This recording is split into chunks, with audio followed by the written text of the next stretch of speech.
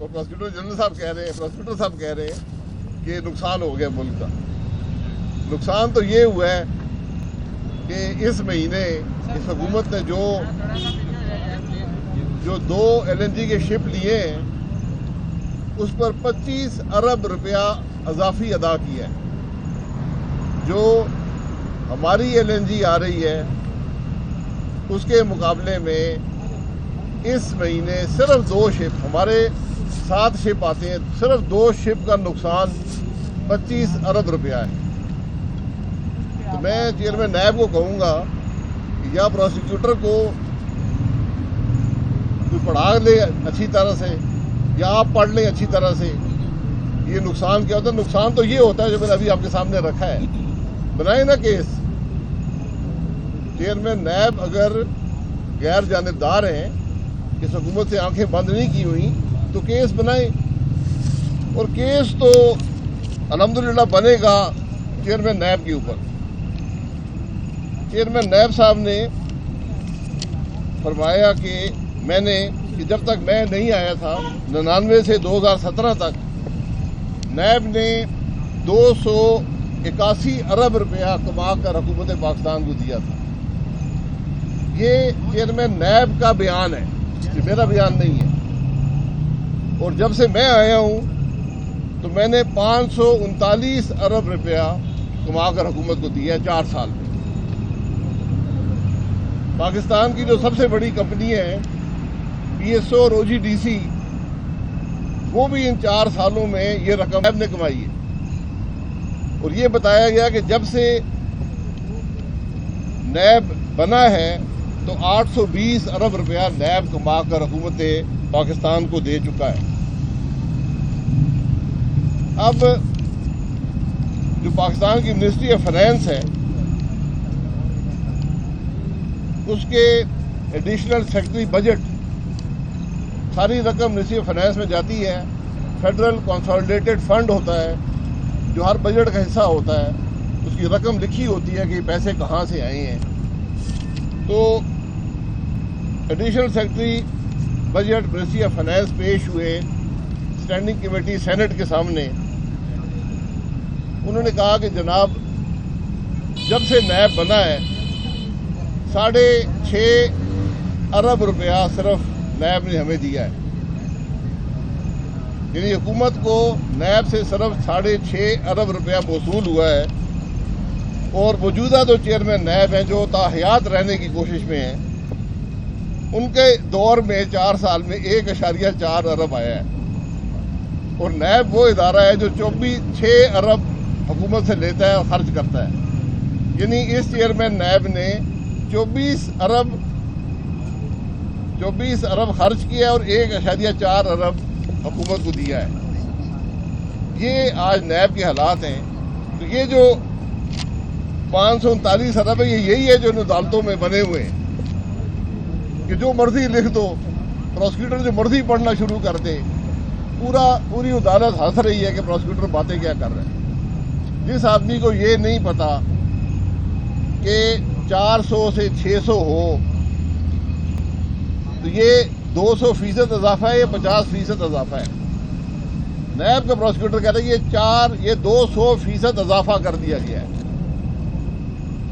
تو اعصاب بھی تھوڑا کمزور ہے، صرف پروسیکیوٹر صاحب کا نہیں ہے، بدقسمتی سے چیئرمین صاحب کا بھی اعصاب کمزور ہے کہ 539 ارب کے دعوے کے مقابلے میں 1.4 ارب آیا ہے۔ تو یہ جو باقی 537.6 ارب ہے، یہ کدھر گیا ہے؟ میرا اب سوال چیئرمین نیب سے ہوگا کہ ایک دن کیس بنے گا اور آپ سے پوچھا جائے گا کہ آپ نے کہا ہے کہ میں نے 539 ارب کمائے ہیں، جمع آپ نے 104 ارب دیا ہے، تو یہ 537.6 ارب روپیہ جو ہے یہ آپ گھر لے گئے ہیں، یہ کہاں پر ہے یہ پیسہ؟ اور یہ بات منسٹری آف فائنینس کے ایڈیشنل سیکرٹری بھی نہیں کہی، اس نے کہا جی ہمیں نہیں پتا ہے پیسہ کہاں گیا ہے، ہمارے پاس 1.4 ارب آیا ہے۔ یہ آج اس ملک کے نیب کی حالت ہے، جس کے لیے ہم نے 2 آرڈیننس کیے ہیں کہ ان کو توسیع بھی ملے اور نیب پہ حکومت کا قبضہ بھی ہو۔ یہ حالات ہیں آج ملک کے. اور یہ جو 25 ارب روپے کا نقصان ہے ان 2 شپوں پر جو اس سال اس مہینے LNG کے آئے ہیں, یہ براہ راست نیب کی وجہ سے.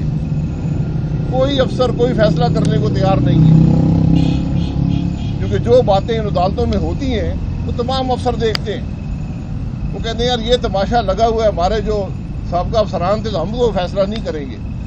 حکومت کو ضرورت ہے تو یہ پڑے ہوئے ہیں, $100 ملین کا کارگو ہے, جو آپ 30 ملین کا لے رہے ہیں وہ 100 ملین میں آ رہا ہے ڈالر میں. $70 ارب فی شپ نقصان ہو رہا ہے ملک کا. تو پھر کہتے ہیں مہنگائی بین الاقوامی وجوہات سے ہوتی ہے. مہنگائی تو ان چوروں جو نیب میں بیٹھے ہوئے چوروں کی وجہ سے ہوتی ہے, جو اس ملک کو لوٹ کر کھا گئے.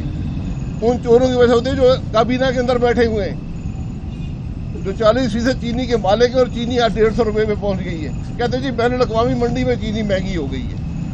آپ بین الاقوامی منڈی سے چینی لاتے ہیں؟ چینی تو کابینہ کے ٹیبل پر بیٹھے ہوئے چور بناتے ہیں. اس کا جواب ہے عمران خان کے پاس, اس کا جواب ہے چیئرمین نیب کے پاس. کمیشن میں کمیشن بنے ہیں چینی پر, رپورٹیں ذرا جمع کروائیں نا. کمیشن بنا تھا تو چینی 75 روپے کی تھی, آج چینی 150 کی ہو گئی ہے. میری استدعا ہوئی ہے کمیشن بنانے چھوڑ دیں, اس ملک پر مہربانی کرے, اس ملک کو چلنے دیں. جی بھائی صاحب کیا کہیں گے, حکومت نے ابھی ماضی میں قریب میں جو بیک ہے اس کے متعلق پابندی لگائی, کلندر شریف قرار دے دیا. آپ ان کی منتیں کر رہی ہیں کہ پنجاب میں ہمارے احتیاطی بنے, کتنی خوفزدہ ہے؟ مسلم نوٹ کو کیا خوفزدگی ہے؟ خوفزدہ تو حکومت ہے جو خود ہی ایک تنظیم کو کالعدم قرار دیتی ہے, پھر خود ہی اس کو ختم کر دیتی ہے, اور پھر اتحادی بننے کی کوشش میں ہے. یہ منطق میری سمجھ سے باہر ہے. بہرحال یہ حکومت کچھ بھی کر سکتی ہے. جی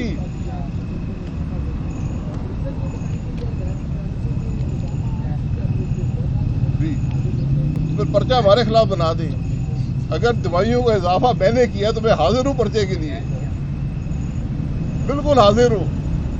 چیئرمین نیب کو چیلنج کرتا ہوں پرچہ بناؤ, لیکن میں یہ گزارش کروں گا کہ چوروں کے نام نکالنے چھوڑ دو. جس کو وزیر اعظم نے نکالا ہے چوری کرنے پر, جس کو منسٹری سے علیحدہ کر دیا گیا, اس کو چیئرمین نیب کہتا جی یہ چور نہیں ہے, یہ میرا دوست ہے, کوئی زمینیں شمینیں دی ہوں گی, تو اس کو نام نکال دیا اور بڑے چوری چھپے سے نکال دیا. لیکن یہ باتیں رکے گی نہیں, چھپے گی نہیں. کل اسی چیئرمین نیب کو ان عدالتوں میں حاضر ہونا پڑے گا, بتانا پڑے گا کہ نیب نام کیوں نکالا تھا. ان پروسیکیوٹروں کو بتانا پڑے گا کہ جعلی کیس کیوں بناتے تھے. انویسٹیگیشن افسر ان کٹانوں میں کھڑے ہوں گے اور عوام کو بتائیں گے کہ کیا ظلم انہوں نے ملک کے ساتھ کیے ہیں. یہ وقت دور نہیں ہے. بھائی صاحب کل بڑا امپورٹنٹ اجلاس تھا, آپ نے بھی شرکت کی, اپوزیشن نے حکومت کے ساتھ شرکت کی, پرائم منسٹر نہیں آئے. کیا وہ اپوزیشن کے ساتھ بیٹھنا پسند نہیں کرتے, اسی لیے کل کے اجلاس میں بھی نہیں آئے؟ نہیں, وہ مصروف تھے, وہ چینی کم کرنے کی کوشش میں تھے. پروفیسر صاحب آج کل چینی ڈھونڈتے رہتے ہیں, دیکھتے رہتے ہیں کہ دنیا کی مارکیٹس میں کیا ہو رہا ہے, تو اس میٹنگ سے ان کا کوئی تعلق نہیں تھا.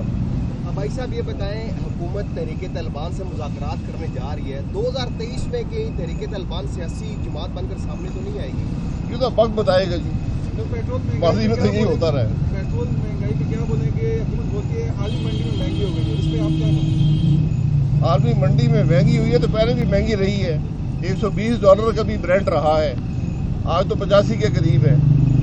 یہ صرف نااہلی ہے اور کرپشن ہے اس حکومت کی جو آج ملک میں مہنگائی کا ایک سیلاب ہے. ویسے 10 کا الیکشن کے حوالے سے جو الیکشن کمیشن کی رپورٹ ہے, اسمارٹ ڈاک اور 2 سال کے بارے میں بہت ساروں کے نام سامنے آ رہے ہیں, تو ایک طرف کہتی ہے کہ الیکٹرانک ووٹنگ مشین لائے گی, جو اب جو رگنگ سامنے آئی ہے, تو اس کے بعد کیا پرائم منسٹر صاحب کو کیا ایکشن لینا چاہیے کہ اپنے جتنے بھی مشیران ہیں جو خود دھوکہ کرتے ہیں ان کو نکال دیں؟ کہ پرائم منسٹر نے خود وہاں بھیجے تھے. یہ سارا کھرا سیدھا وزیر اعلیٰ اور وزیر اعظم پہ جاتا ہے. ہمیں امید ہے کہ اس ملک کی عدلیہ دیکھ رہی ہوگی. جو عدلیہ ایک وزیر اعظم کو نکال سکتی ہے اقامہ رکھنے پر, اس کو ملک کی سب سے بڑی کرپشن نظر نہیں آتی.